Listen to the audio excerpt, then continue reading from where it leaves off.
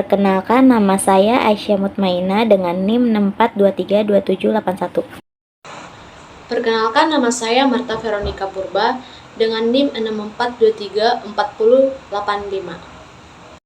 Assalamualaikum warahmatullahi wabarakatuh. Perkenalkan, saya Wardali Rahma dengan NIM 64232251. Latar belakang studi kasus kopi sejahtera. Kopi merupakan komoditas global dan Indonesia adalah produsen kopi terbesar keempat di dunia. Kopi sejahtera adalah usaha kopi di Bogor yang menargetkan mahasiswa dan masyarakat umum. Namun, persaingan bisnis coffee shop yang ketat menuntut pemahaman mendalam tentang perilaku konsumen. Ada 3 rumusan masalah pada studi kasus kopi sejahtera, yaitu yang pertama, bagaimana peran kebutuhan, preferensi, dan persepsi konsumen terhadap kopi sejahtera. Yang kedua, bagaimana tahapan keputusan pembelian konsumen kopi sejahtera. Yang ketiga, bagaimana strategi meningkatkan minat dan keputusan pembelian.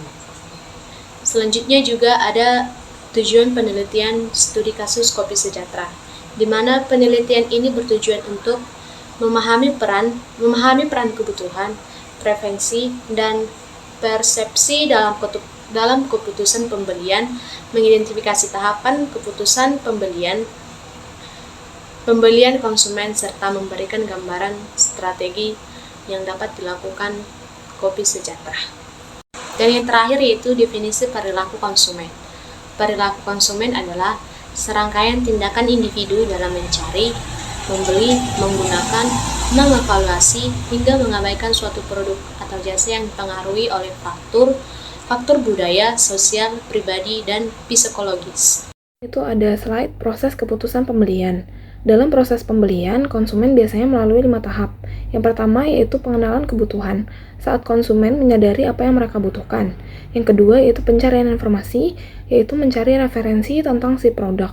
Yang ketiga yaitu evaluasi alternatif, dengan membandingkan beberapa pilihan. Yang keempat yaitu keputusan pembelian, yaitu saat konsumen memilih dan membeli produk.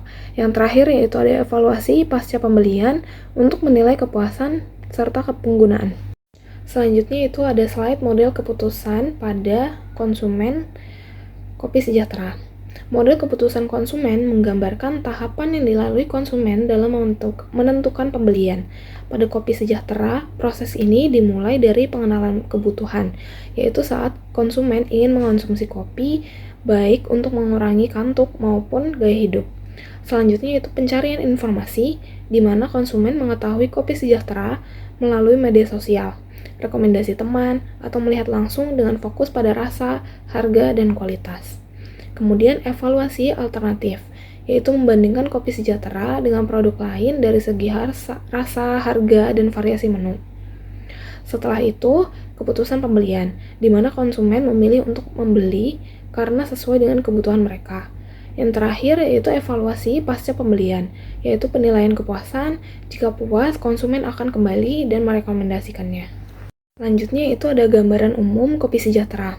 Kopi sejahtera merupakan usaha di bidang minuman kopi yang menawarkan berbagai varian dengan kualitas terjaga dan harga terjangkau.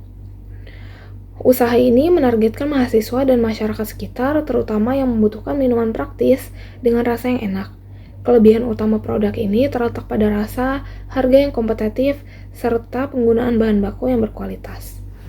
Nah, selanjutnya analisis perilaku konsumen. Perilaku konsumen kopi sejahtera dipengaruhi oleh kebutuhan akan kopi yang praktis dan murah, faktor sosial seperti rekomendasi teman, serta faktor psikologis yaitu kecenderungan memilih produk dengan rasa yang enak dan konsisten. Jadi di slide ini kita membahas tentang perilaku konsumen kopi sejahtera. Jadi kebanyakan konsumen beli itu karena butuh minuman yang praktis dan harganya terjangkau. Selain itu ada juga pengaruh dari teman, misalnya direkomendasikan. Nah, dari segi psikologis, konsumen biasanya bakal balik lagi kalau rasanya enak dan konsisten. Jadi rasa itu penting banget. Selanjutnya, strategi yang dapat dilakukan. Kopi Sejahtera dapat meningkatkan keputusan pembelian dengan menjaga kualitas dan konsistensi rasa, menetapkan harga bersaing, memanfaatkan media sosial untuk promosi, memberikan pelayanan yang ramah dan cepat, serta menambah variasi menu sesuai selera konsumen. Jadi, untuk strategi yang ada beberapa hal harus dilakukan. Yang pertama, pastinya jaga kualitas dan rasa supaya tetap konsisten. Kedua, harga harus tetap bersaing. Ketiga, manfaatkan sosial media untuk promosi karena sekarang banyak orang yang melihat dari situ. Dan pelayanannya harus ramah dan cepat. Dan terakhir, biasanya harus nambah variasi menu biar konsumen tidak bosan. Kesimpulannya, perilaku konsumen Kopi Sejahtera dipengaruhi oleh kebutuhan praktis, faktor sosial, dan psikologis.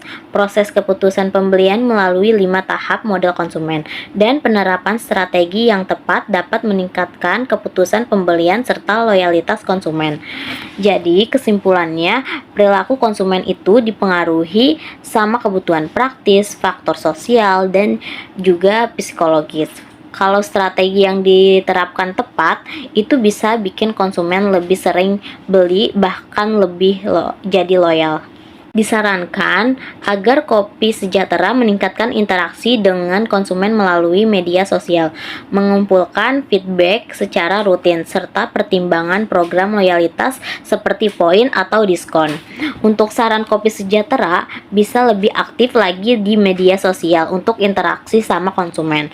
Terus jangan lupa juga buat minta feedback secara rutin, dan bisa juga bikin program loyalitas kayak poin atau diskon supaya pelanggan tetap balik lagi.